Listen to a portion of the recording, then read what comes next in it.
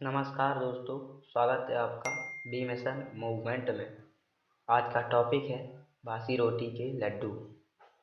जब परम पूज्य बाबा साहिब दूसरी बार लंदन गए थे तो उस समय बाबा साहिब की आर्थिक स्थिति बहुत ही दयनीय थी। जो कुछ धन था उसमें से कुछ माता रमाबाई को देकर लंदन प्रस्थान किया। माता रमा ने बाबा साहिब को विदा करते समय एक पोटली दी जिसमें रात की बची कुची रोटियों को सुखा कूट कर थोड़ी शक्कर मिलाकर लड्डू बना दिए थे। बाबा साहब लंदन आकर अपनी थीसिस पूरी करने में लग गई। अध्ययन हेतु पूरे पूरे दिन लाइब्रेरी में पढ़ते। लंच के समय जब सब लोग कैंटीन जाते तब भी बाबा साहब पढ़ते रहते।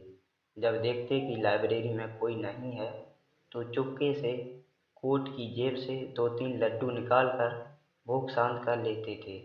एक अंग्रेज मित्र जो बाबा साहब से आत्मीयता रखता था तो वो बाबा साहब के व्यवहार से परेशान था कि ये साहब हर समय पढ़ते ही रहते हैं, लंच तक नहीं करते।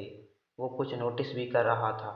एक दिन लंच के समय जब सब बाहर निकल गए, केवल बाबा साहब ही लाइब्रेरी में रह गए और वो अपनी कोट की जेब से लड्डू निकाले ही थे कि अंग्रेज मित्र ने रंग याद पकड़ लिया और बोला, तो भीम यह स्वादिष्ट लड्डू खाते हो?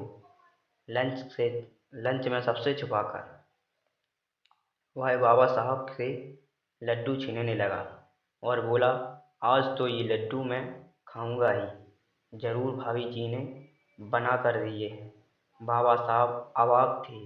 उससे लड्डू न खाने का आग्रह कर रहे थे और वापस मांग रहे थे। अंग्रेज मित्र उनकी व्यग्रता को न समझ उन्हें चिढ़ा रहा था। कहने लगा, जरूर ये लड्डू चमत्कारी हैं, इन्हें खाकर ही तुम अधिक काबिल हो। जब बाबा साहब जान गए कि उनका मित्र मानने वाला नहीं है तो बोले, मित्र ये लड्डू तुम्हारे खाने योग्य नहीं है।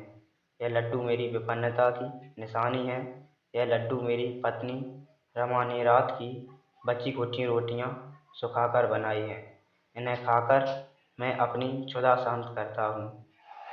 मेरे पास इतना धन नहीं कि मैं तुम्हारे साथ कैंटीन में नाश्ता कर सकूँ। भाई, मेरे देश में कई करोड़ लोग ऐसे हैं जिन्हें बची खुची रोटी तो छोड़िए, खाने के लिए अन्न तक बड़ी मुश्किल से मिलता है। पानी नहीं मिलता, पढ़ने का अधिकार नहीं है।